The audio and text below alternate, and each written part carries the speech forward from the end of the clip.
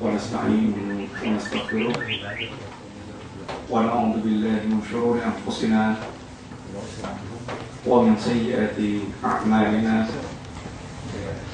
من يهده الله فلا مضل له ومن يضلل فلا هادي له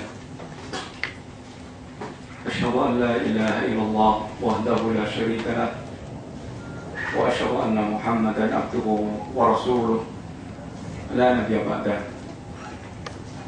اللهم صل وسلم وبارك على نبيك المصطفى وعلى آله وصحبه ومن تبعهم بإحسان إلى يوم الدين.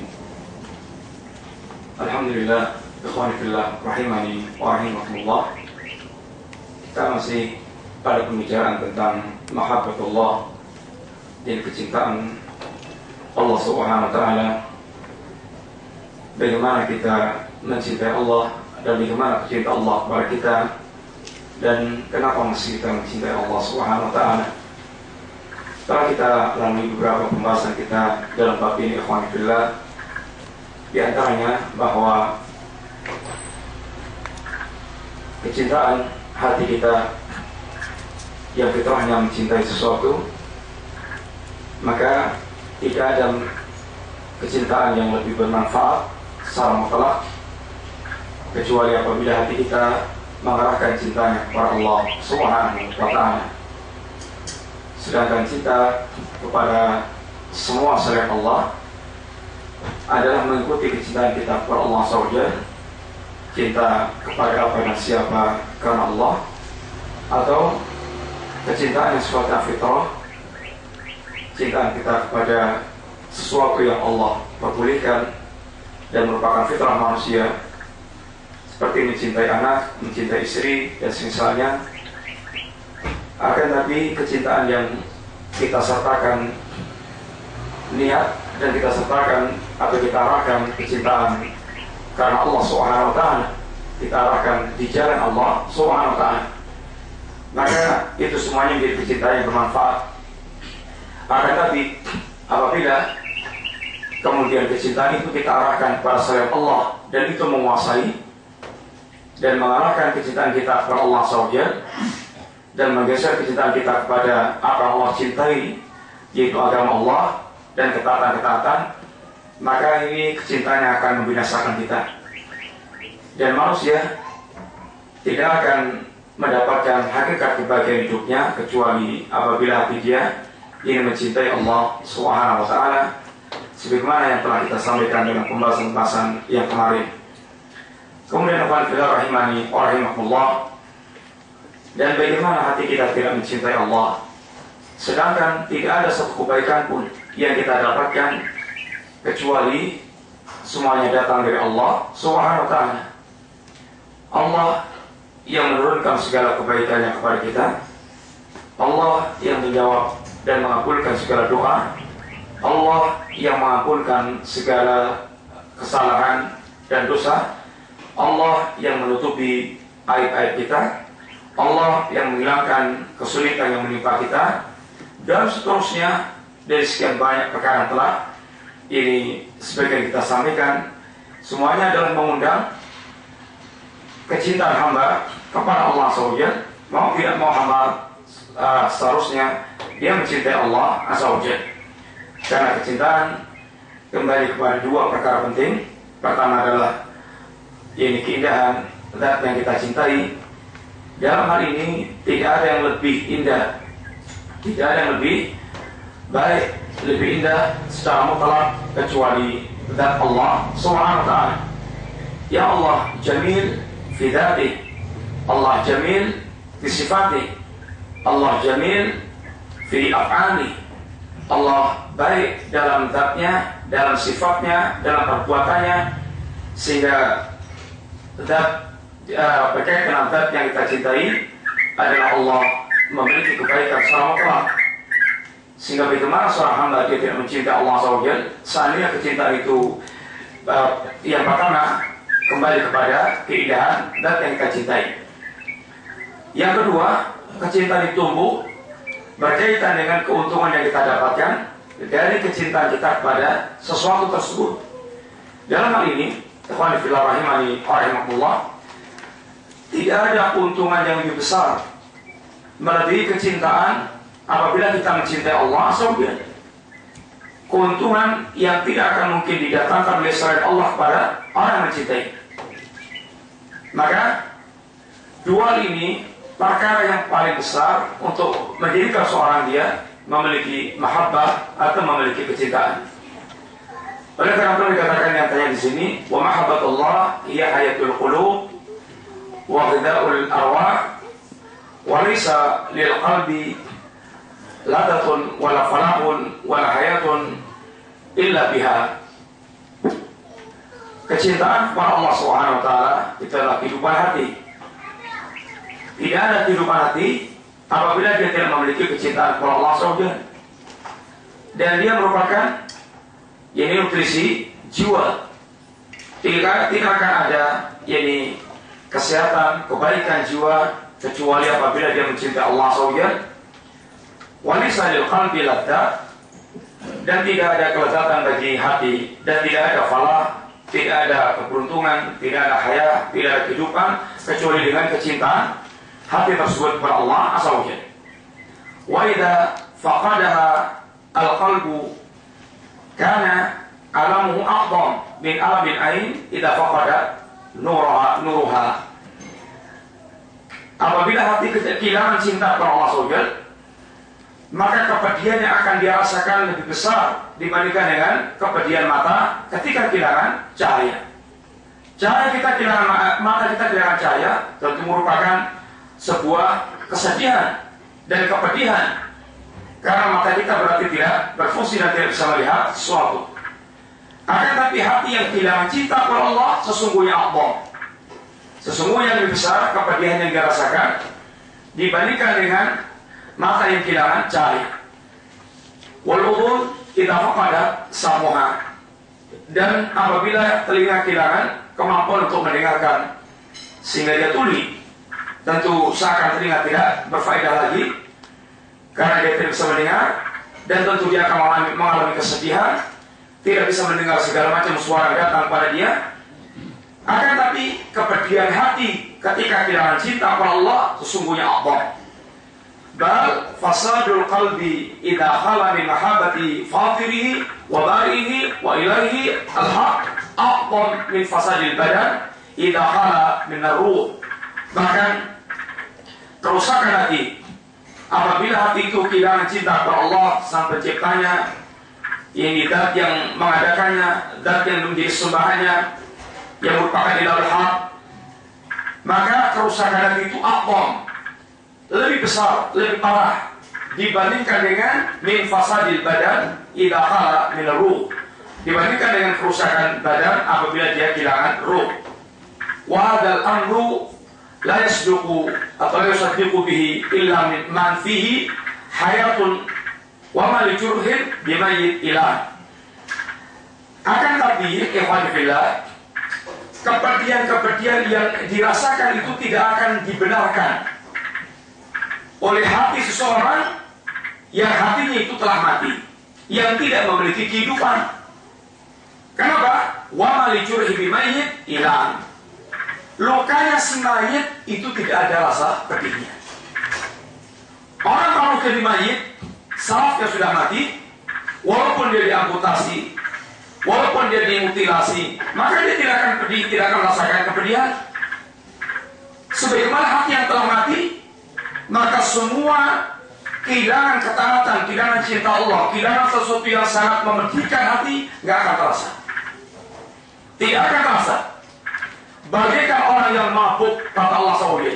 Sehingga Allah katakan, nanti dia baru akan merasakan seluruh kepedihannya itu di hari ketika Allah telah singkapkan, yaitu penutup mata mereka.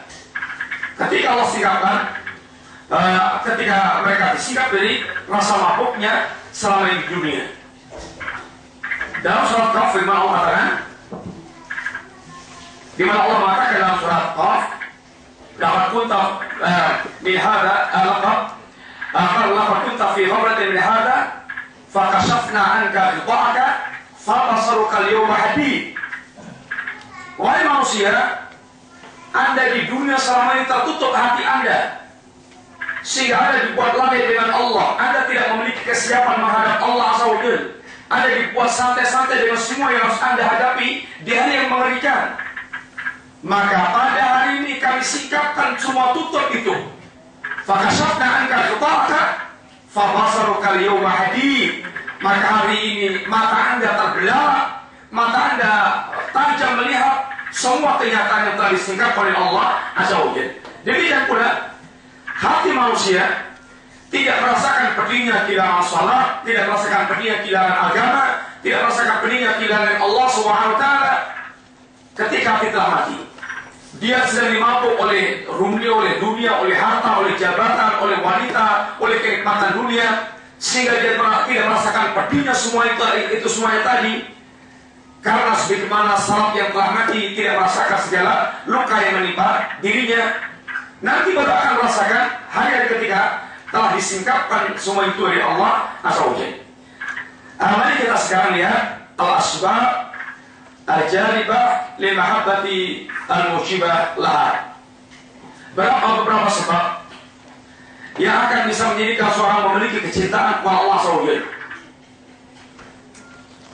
Poin-poin ini terambil dari ungkapan Imam Ibnu Qayyim al-Jauziyah rahimahullah ta'ala.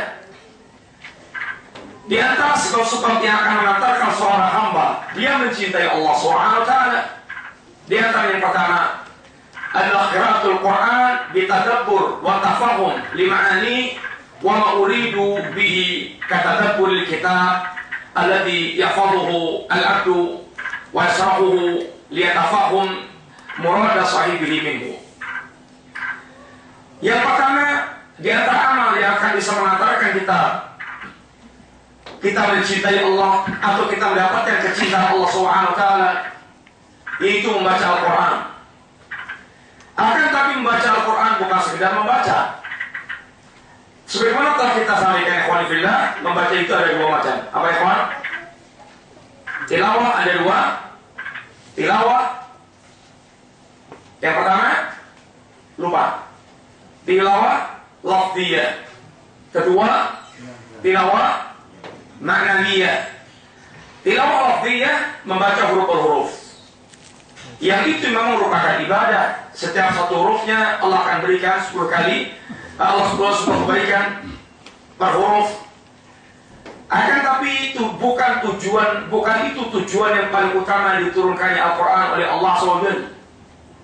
Akan tapi yang paling utama tujuan diturunkan Allah Al-Quran merupakan hudan linnas, merupakan petunjuk bagi manusia. Yang ini membutuhkan manusia mentadabbur, manusia yang melakukan tadabbur, yaitu melakukan upaya untuk dia menghayati, memahami tadabbur wa tafahum, dan dia memahami tentang kalimat-kalimat yang ada dalam Al-Quran Al-Karim, sehingga dia mengetahui ma'ani, mengetahui makna-maknanya, wa tafahum ma'ani, dia memahami makna-makna yang terkandung dalam Al-Quran Al-Karim dan apa yang diinginkan dalam isi kandungan kitab Al-Quran tersebut. Seperti diantaranya tadabbur Al-Quran, apa yang telah dihafal oleh seorang hamba. Sehingga alangkah seandainya kita memiliki hafalan, kemudian kita pun melakukan tadabbur yang berusaha untuk memahami dari apa yang telah kita hafalkan tersebut, sehingga ketika kita membaca kita paham dan kita memahami kandungan yang ada di dalamnya, penuh dengan penghayatan apa yang terdapat di dalam ayat tersebut, sehingga semakin banyak yang kita pahami dari sebuah ayat, maka akan semakin pula mengundang kecintaan kita kepada Allah Azza wa Jalla. Betapa sangat luar biasanya kandungan ayat yang diajarkan Allah kepada ini para hamba. Kemudian yang kedua, yang pertama ini, rahimani wa rahimakumullah, hendaklah kita menghindarkan diri dari apa yang dikeluhkan Rasulullah SAW, di mana Allah Azza wa Jalla menyebutkan wa qala Rasul Rabbi inna qaumi takhadhu hadzal Qur'ana mahjura. Ya Rabb, Sesungguhnya kaumku telah menjadikan Al-Quran ini mahjura, sebagai barang yang dijauhi. Hajjul Quran, ada berapa ikhwan kemarin? Hajjul Quran yang pertama ini hajjul sam'i. Dia yang memboikot Al-Quran dalam bentuk dia tidak mau mendengarkan, sehingga telinga dia tidak dia pasang untuk mendengarkan Al-Quran. Dia jauhkan telinganya dari mendengarkan Al-Quran.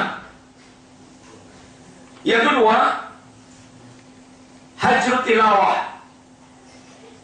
Dia membolehkan Al-Quran dalam bentuk tidak mau membaca Al-Quran, sehingga dia tidak sempatkan waktu-waktunya untuk membaca Al-Quran. Sedangkan membaca Al-Quran memberikan faedah sangat banyak bagi pembacanya.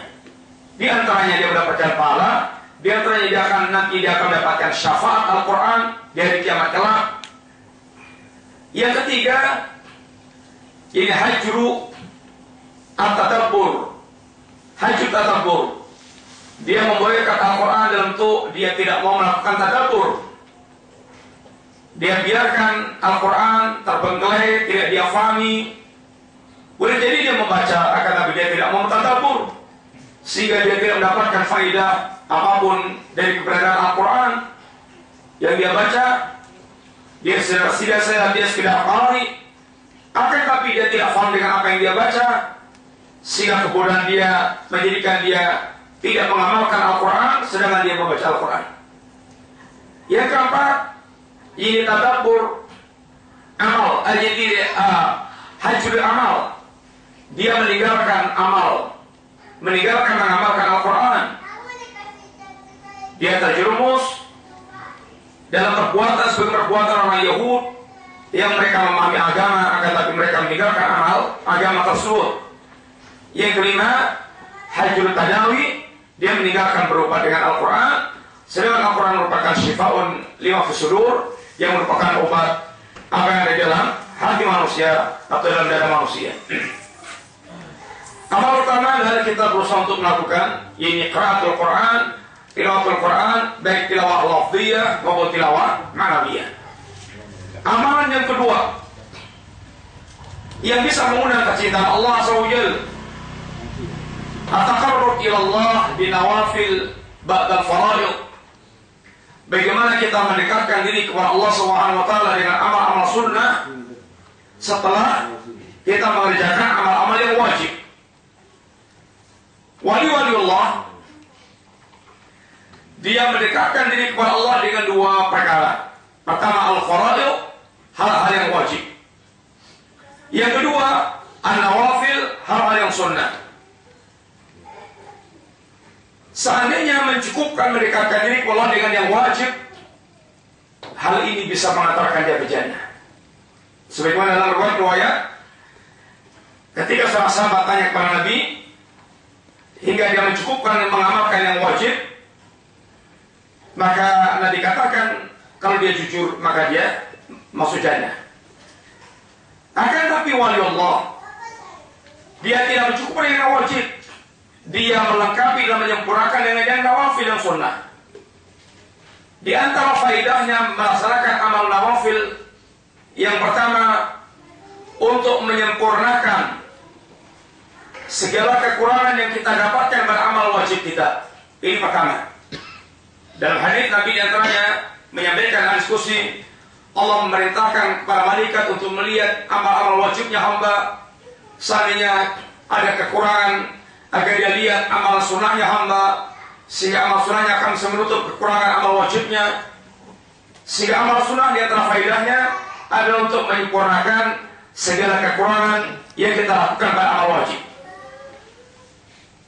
Yang kedua, amal sunnah untuk meninggikan derajat.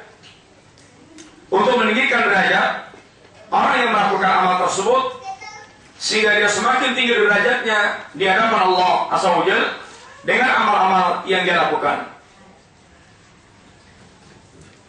Ini sebagaimana terambil dalam sebuah hadis Nabi SAW, "Wa ma taqarraba ilayya 'abdi bi syai'in ahabba ilayya mimma qaratu 'alaihi wa la yasalu 'abdi yataqarrabu ilayya bi nawafil hatta uhibbah." hambaku, tidaklah dia mendekatkan diri kepadaku dengan sesuatu yang lebih aku cintai, seperti kecintaanku ketika dia mendekatkan diri kepadaku dengan amal wajib. Tidak ada amalan yang lebih dicintai oleh Allah yang dengan para hamba mendekatkan diri kepada Allah SWT melebihi amalan wajib. Sehingga tidak boleh kita mendekatkan diri kepada Allah dengan meninggalkan yang wajib, melaksanakan yang sunnah, menyempurnakan sempurna-sempurnanya, sementara kita meninggalkan yang wajib. Ini cara mendekatkan diri yang keliru. Sebagaimana sebagian orang, khususnya di antaranya Ramadan, ketika mereka diajak ke masjid salat jamaah 5 waktu, maka alasannya adalah persiapan untuk sholat tarawih. Tarawih sunnah, sedangkan ke masjid lebih wajib.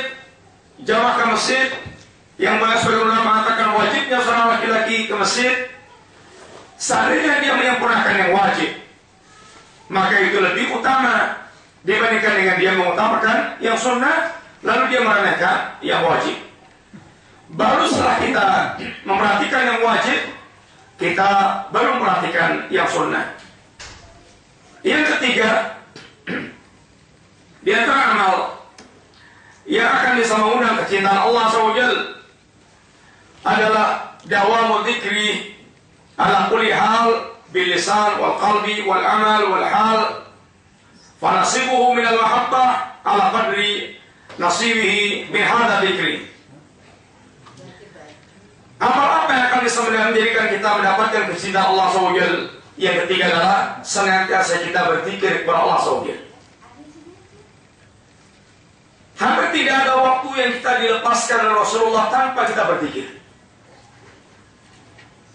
Rasulullah SAW bagaimana mengajarkan kepada kita agar menjadikan seluruh waktu kita adalah untuk berzikir kepada Allah SWT. Sebagaimana ketika Allah SWT menyebutkan tentang ulul albab, inna fi khalqis samawati wal ardi wa ikhtilafil laili wan nahar la ayatin li ulil albab. Siapa itu ulul albab? Alladzina yadhkuruna Allah qiyaman wa qu'udan wa 'ala junubihim. Ini orang-orang yang mereka berzikir kepada Allah di saat mereka itu berdiri, di saat mereka ini duduk, di saat mereka ini berbaring. Dalam segala suasana mereka berzikir kepada Allah SWT. Yang zikir itu ada zikrul qalbi, ada zikrul lisan, ada zikrul hal, zikrul jawarih. Zikirnya lisan dengan mengucapkan kalimat-kalimat zikir. Zikirnya hati dengan hati mereka selalu mengingat Allah SWT. Dan zikirnya amal jawarih dengan menjadikan amal ini berada di atas ketaatan kepada Allah SWT. Sehingga tentu zikir ini tidak bisa lepas dari kita dalam seluruh waktu, sehingga kita berada selalu dalam ketaatan kepada Allah SWT. Kafani fil rahimani wa rahimakumullah. Rasulullah SAW beliau diantaranya menyatakan, masalul ladzi yadhkurullaha walladzi la yadhkurullah, perumpamaan antara orang yang mengingat Allah dan orang yang tidak mengingat Allah, mislul hayy wal mayyit, semisal orang yang hidup dengan semisal orang yang mati, semisal jasad yang hidup dengan jasad yang mati. Orang yang berzikir kepada Allah bagikan pemilik jasad yang hidup, dan orang yang mereka lupa dengan Allah bagikan dia bangkai. Syekhul Islam Ibnu Taimiyah rahimahullah taala di antaranya belum menyebutkan bahwa hati manusia dengan kebutuhan dia zikir kepada Allah taala itu kasama bil ma', seperti perumpamaan air atau perumpamaan ikan dengan air. Bagaimana seandainya ikan itu dia dipisahkan dengan air? Maka tentu dia akan cepat atau lambat akan mengalami kematian. Demikianlah hati manusia dengan zikir, kebutuhannya bagikan ikan tersebut dengan air. Hati kita akan berada dalam kehidupannya apabila hati kita selalu berzikir kepada Allah SWT. Sehingga hati yang selalu ingat kepada Allah, mengagungkan Allah, mengingat Allah SWT dalam segala waktu dan keadaan, sehingga dia akan bisa mentaati Allah, lurus di atas agama Allah SWT. Dengan lisannya, maka dia berusaha untuk menjadi orang yang dikatakan Nabi rataban bidzikrillah. Lisan yang selalu basah dengan zikir kepada Allah SWT. Dan kita punya banyak waktu untuk berzikir kepada Allah SWT. Seandainya kita di mobil dan tidak ada kegiatan lain yang kita lakukan, maka lisan kita sambil menyetir kita bisa berzikir kepada Allah SWT. Apakah dengan qiraatul Quran, dengan kita membaca Al-Quran atau menghafalkan Al-Quran, atau kita dengan berzikir kepada Allah SWT, sehingga lisan kita lisan yang rataban bidzikrillah. Demikian pula di saat kita di waktu kita memiliki waktu yang senggang, ketika tidak sedang disibukkan dengan pekerjaan, maka kita bisa membiasakan lisan kita dengan zikrullah. Sehingga lisan yang rataban bidzikrillah, lisan yang selalu basah dengan zikir kepada Allah SWT. Demikian pula hati kita, bagaimana kita mengingatkan atau kita menjauhkan kita dari kekosongan, mengingat Allah SWT. Dan anggota jawarah kita berzikir kepada Allah, ini berada dalam ketaatan kepada Allah. Karena ketika jawar kita lalai dengan Allah, artinya jawar kita akan masuk pada wilayah-wilayah yang merupakan bentuk kemaksiatan atau melalaikan Allah Subhanahu wa Ta'ala. Dalam berzikir, berzikir sangat berfaedah. Dengan faedah sangat banyak. Al-Imam Ibn Al-Qayyim dan kitabnya Al-Wabilus Sayyid atau Salam dan kitab beliau tentang masalah zikir pula menerangkan sekian banyak fawaid, meneruskan banyak faedah-faedah berkaitan dengan amal-amal zikir. Amalan yang akan mengusir syaitan, amalan yang akan mendekatkan kita dengan malaikat, amalan yang akan menjadikan kita disibukkan dengan mengingat Allah, sehingga lisan kita tidak sibuk dengan ghibah, namimah, sibuk dengan mengucapkan kalimat yang kotor, dan sekian banyak yang disebutkan oleh beliau berkaitan dengan faedah zikir, puluhan bahkan mendekati ratusan. Ini faedah-faedah daripada berzikir kepada Allah Subhanahu wa Ta'ala. Kemudian yang keempat, bagaimana kita agar mendapatkan kecintaan Allah Subhanahu wa Ta'ala? Itharu mahabihi ala mahabik inda ghalabatil hawa wa tasannum ila mahabihi wa ila sawbal murtaqa. Yang keempat, dia lebih mengutamakan kecintaan kepada apa yang dicintai Allah dibandingkan yang kecintaan dia kepada apa yang dia cintai. Khususnya ketika hawa nafsu dia menuntut. Satu saat kita akan dihadapkan dengan dua masalah yang hawa nafsu kita sangat berminat, akan tapi ternyata itu bertentangan dengan apa yang dicintai oleh Allah Subhanahu wa Ta'ala. Siapa bisa buat misalnya kawan? Satu saat bertentangan antara kekuatan nafsu kita dengan apa yang dicintai oleh Allah Subhanahu wa Ta'ala. Apa di antaranya ya kawan? Apa contohnya? Bisa buat ya? Banyak. Saking banyaknya nggak usah menyebutkan.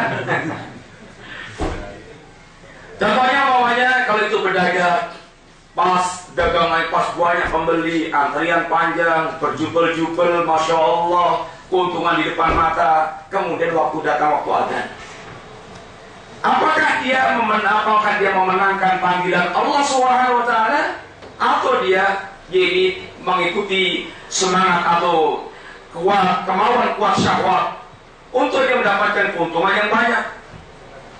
Ini satu misal perbuatan asalnya mubah. Belum lagi yang perbuatan yang haram-haram, yang nafsu sangat bersemangat dan Allah SWT sangat melarang. Mana yang akan kita utamakan antara apa yang Allah cintai dengan apa yang kita bersemangat untuk mendapatkannya? Baik itu yang mubah atau baik itu yang haram. Seandainya kita selalu memenangkan apa yang diinginkan oleh Allah SWT, maka berarti Anda telah menjadi orang yang mendapatkan kecintaan Allah Subhanahu wa Ta'ala kepada diri Anda. sehingga Anda selalu mengutamakan apa yang dicintai oleh Allah Subhanahu wa Ta'ala. Tentu walaupun untuk mewujudkan itu sangat susah, berat dan susah, akan tapi begitulah perwatakan orang mereka memiliki kecintaan kepada Allah, dia akan lebih lezat untuk memenuhi apa yang dicintai oleh Allah Subhanahu wa Ta'ala. Sebagaimana perwatakan hati yang mencintai kepada orang lain, dia akan lebih mengutamakan kecintaan yang dia cintai tersebut, orang yang dia cintai tersebut, dalam rangka untuk mencari keridhaannya, dalam rangka untuk dia puas dengan apa yang kita lakukan, sekalipun dengan mengorbankan apa yang menjadi kepentingan kita. Itu perwatakan orang mereka mencintai. Demikian pula Allah SWT, begitulah kecintaan kepada Allah, selalu dia berusaha untuk mengutamakan apa yang dicintai oleh Allah SWT, apalagi ketika bertentangan dengan keinginan nafsu kita. Karena kecintaan kepada Allah, memenuhi apa yang Allah cintai itu adalah aslah, pasti lebih baik akibatnya dibandingkan dengan kita memiliki keinginan kita yang justru akan buruk dampak yang akan kita dapatkan.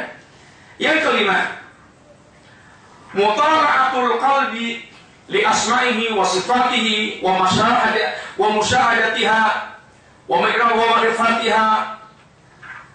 Yang kelima, bagaimana hati kita betul-betul mutala'ah, betul-betul sangat memahami dan mendalami tentang asma Allah dan sifat Allah SWT.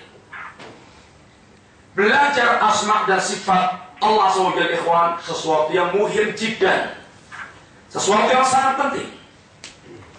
Bagaimana kita menyembah Allah SWT dan kita tidak paham tentang Allah? Bagaimana kita akan mengagungkan Allah dengan segala pengagungan kalau kita tidak memahami Allah SWT? Masalahnya sekarang adalah Allah telah mengenalkan kepada kita seluruh nama-nama Allah yang Allah kenalkan kepada kita dalam kitabnya, dan apa yang Allah telah kenalkan kepada kita tentang sifat-sifat Allah SWT. Maka selayaknya seorang mukmin dia mengenal itu semuanya, sehingga dia mengetahui siapa itu Allah dengan semua nama dan sifat Allah. Alhamdulillah, bagaimana kita akan mengamalkan satu ayat yang Allah mengatakan walillahi al-asmaul husna fad'uhu biha. Allah Subhanahu wa Ta'ala memiliki nama-nama yang indah. Lalu Allah katakan fad'uhu biha. Berdoalah Anda kepada Allah dengan nama-nama tersebut. Pertanyaan ikhwan yang telah kita sampaikan berdua insyaallah, apa makna fad'uhu biha? Apa itu makna fad'uhu biha? Apa itu makna berdoa Anda kepada Allah SWT? Ada dua makna yang penting yang harus Anda pahami, Pak ikhwan. Yang pertama, doa dalam bentuk apa itu? Doa masalah. Apa itu doa masalah?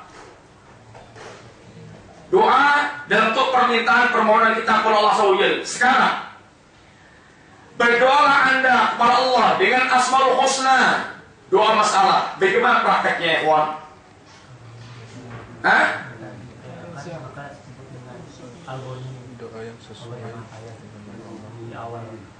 dengan kata lain, bagaimana? Iya, bertawasul dengan asma Allah Azza wa Jal, yaitu menyebut nama-nama Allah dan sifat-sifat Allah sebelum kita berdoa, sehingga kita berwasilah bertawasul dengan nama tersebut. Ini yang pertama. Yang kedua, fad'uhu biha maknanya doa ibadah. Bagaimana Anda mewujudkan berdoa dan doa ibadah dengan asma Allah SWT? Bagaimana? Ya Rahman, ya Rahim. Yaitu dengan kita memahami dari setiap nama-nama Allah yang di sana mengandung sifat Allah, yang di situ menuntut ubudiyah kita kepada Allah Subhanahu wa Ta'ala. Sehingga semakin kita memahami dari nama-nama Allah, semakin banyak yaitu ubudiyah yang bisa kita wujudkan kepada Allah Subhanahu wa Ta'ala. Sehingga orang akan semakin sempurna ubudiyahnya kepada Allah dengan dia memahami nama-nama dan sifat Allah SWT tadi. Sehingga bagaimana tidak penting orang memahami dan mempelajari tentang Asmaul Husna. yang akan menimbulkan di situ ini bentuk-bentuk ubudiyah dari setiap kandungan nama-nama Allah Subhanahu wa taala. Maka mutala'ahnya hati yang betul mengenal, memahami, menghayati dari setiap nama-nama dari Allah SWT, menyaksikan keagungan yang terkandung dalam nama-nama dan sifat Allah Subhanahu wa taala, maka yang demikian betul-betul dia akan menjadikan hamba yang mendapatkan kecintaan Allah SWT, karena dia semakin mewujudkan setiap amal ubudiyah yang terkandung dalam setiap nama-nama dan sifat tersebut. Sehingga semisal Mu'attilah, Jahmiyah, orang mereka mengingkari sifat Allah SWT, bagaimana mereka akan mewujudkan ubudiyah mereka kepada Allah SWT? Ya, karena musyahadatu barrihi atau birrihi wa ihsanihi wa alaihi wa ni'amihi al-batinah wa al-zahirah fa innaha da'iyatun ila mahabbati. Menyaksikan tentang segala kebaikan Allah dan segala perbuatan baik dan ihsannya Allah kepada kita, nikmat-nikmat Allah SWT yang batin maupun yang zahir, maka ini semuanya akan mengundang kecintaan kita kepada Allah SWT. Telah kita sampaikan kemarin, fitrah manusia ketika dia mendapatkan kebaikan walaupun sedikit dari orang lain, akan muncul kecintaan kepada orang tersebut. Bagaimana seandainya dia mendapatkan kebaikan yang lebih intensif, dia rutin mendapatkan kebaikan dari orang tersebut, dia akan sangat lebih mencintai. Bagaimana seandainya semua yang kita rasakan dari kenikmatan-kenikmatan itu hanya datang dari Allah SWT? Sudah begitu Allah memaafkan segala kekurangan perbuatan kita, Allah tetap memberikan kebaikan kepada kita, maka tentu akan menimbulkan kecintaan yang besar kepada Allah SWT dengan kita merenungkan, menyaksikan ihsannya Allah kepada kita, kepada makhluk, baik yang zahir maupun yang batin. Maka merenungkan sekian banyak nikmat-nikmat yang Allah berikan kepada kita akan mengundang kecintaan kita kepada Allah SWT, dan Allah pun akan mencintai kita dengan amal tersebut. Yang ke-7, itu inkisarul qalbi bi kulliyati baina yadillah. Dan hati itu betul-betul inkisar, hati yang betul-betul bersimpuh total di hadapan Allah SWT. Hati yang betul-betul dia menunjukkan itu kehancuran di hadapan Allah SWT. Hati yang betul-betul ini hati yang tunduk patuh, hati yang bersimpuh total di hadapan Allah SWT. Sehingga dia betul-betul hati yang iftiqar, hati yang merasa membutuhkan mutlak kepada Allah SWT, bergantung mutlak kepada Allah SWT.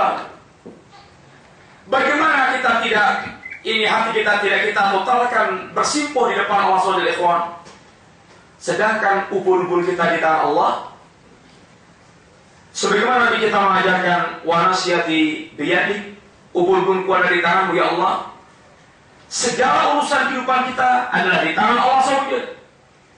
Yang kita tidak bisa lepas kebutuhan kita dari Allah, tarfatai, walaupun hanya sekejap mata, kita tidak bisa melepaskan kebutuhan kita dari Allah SWT.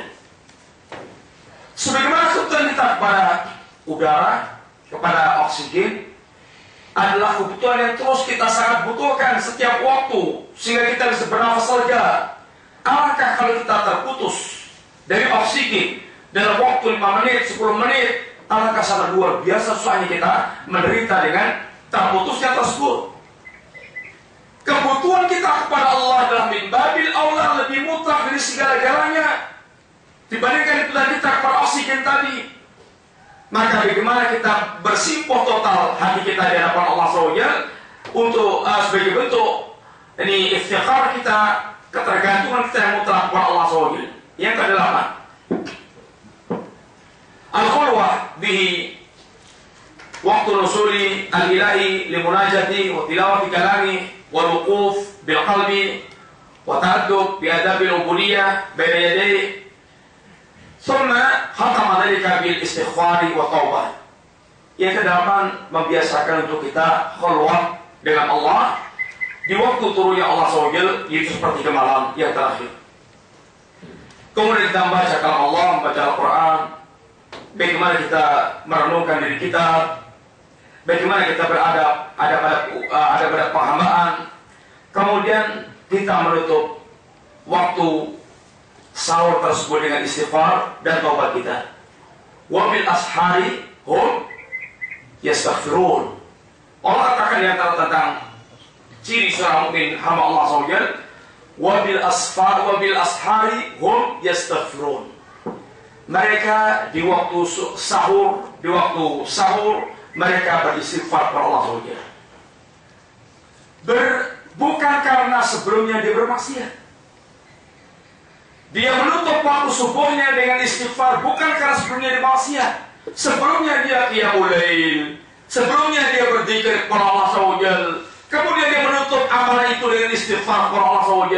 Ini menunjukkan sikap seorang mukmin sebagaimana dalam ayat yang Allah sebutkan, walladzina yu'tuna ma atau wa qulubuhum wajilatun. Hati seorang mukmin hati yang mereka memberikan ketaatan yang banyak kepada Allah. Dia berusaha untuk memaksimalkan ketaatan kepada Allah.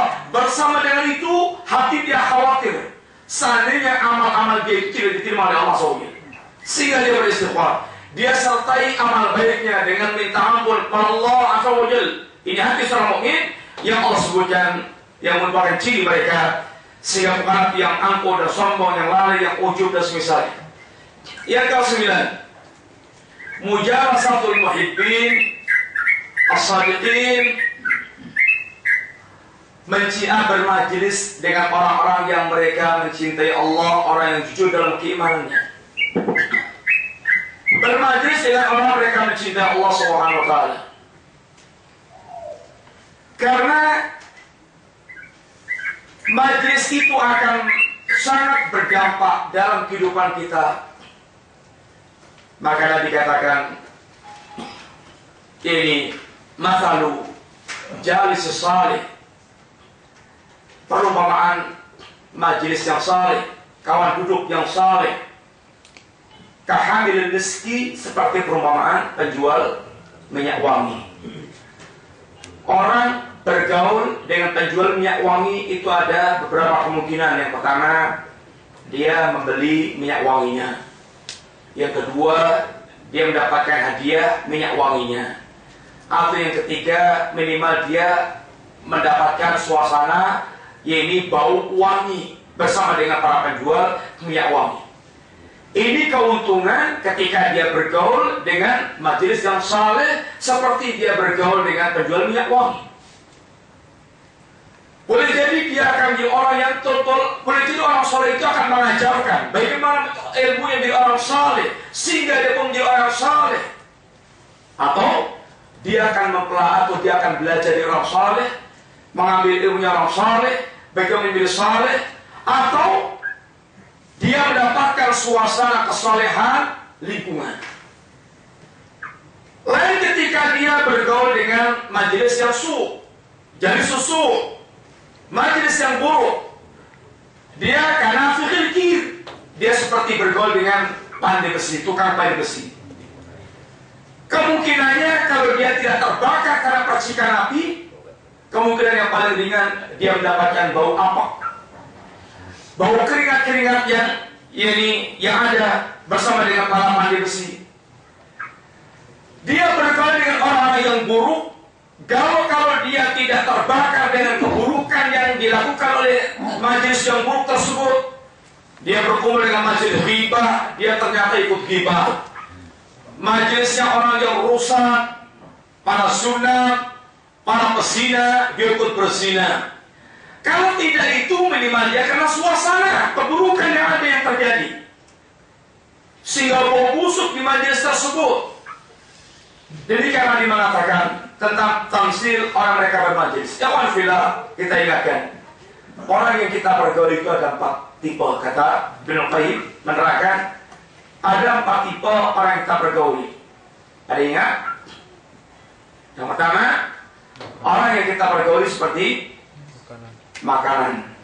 Yang kedua, orang yang kita bergaul seperti obat. Yang ketiga, orang yang kita bergaul seperti penyakit. Yang ketiga, yang keempat, orang yang kita bergaul seperti racun.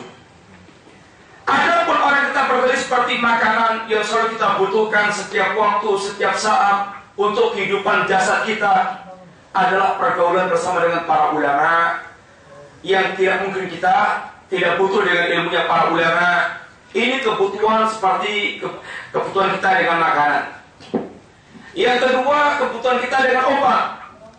Obat tidak kita konsumsi kecuali ketika kita sakit, artinya ketika kita butuh.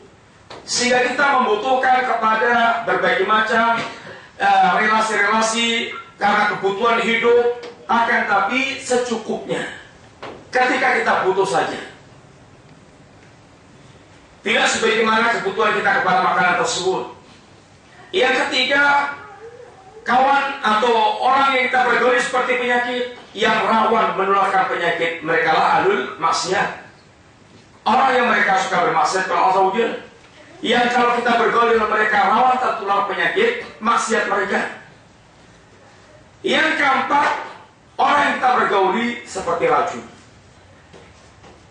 akan menyuntikkan racun yang membahayakan diri kita. Kalau tidak segera kita tawarkan, kita akan bisa mati dengan racun tersebut, akan binasa.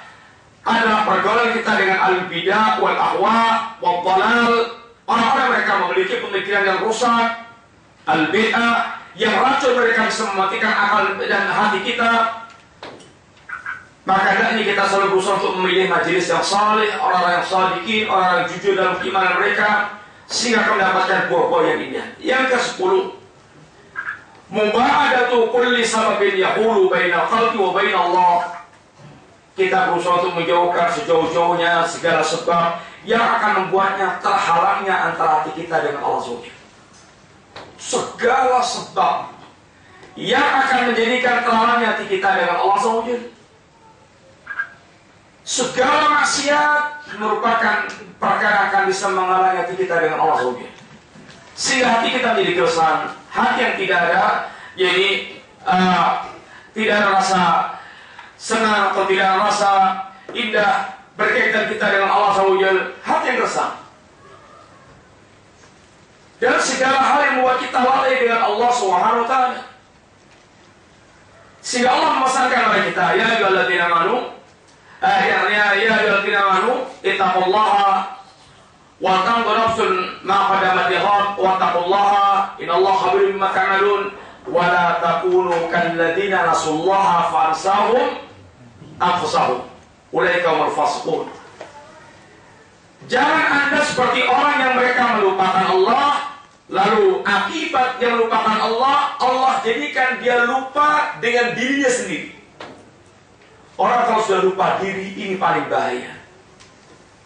Orang sudah lupa diri paling bahaya, sehingga dia tidak ngurus dirinya, lupa dengan dirinya. Harusnya bagaimana dia dengan dirinya itu lupa. Ini orang paling berhadapan dengan bahaya, paling berhadapan dengan bahaya. Dia lupa akan kembali kepada Allah, dia lupa akan masuk ke alam barzah, dia lupa harus mempersiapkan segala amal untuk menghadap Allah SWT. Sehingga tahu-tahu dia masuk kubur dalam keadaan dia melupa dengan semua persiapan amal yang dia siapkan. Alhamdulillah, ini di antara 10 amal yang dikatakan al-Imam Ibnu Qayyim al-Jauziyah rahimahullah ta'ala, yang akan mengantarkan sholat dia mendapatkan kecintaan Allah SWT, atau akan menjadikan dia tumbuh kecintaan dia kepada Allah SWT. InsyaAllah kita akan mengajarkan bismillah. Kita tugaskan dulu. Wassalamualaikum warahmatullahi wabarakatuh.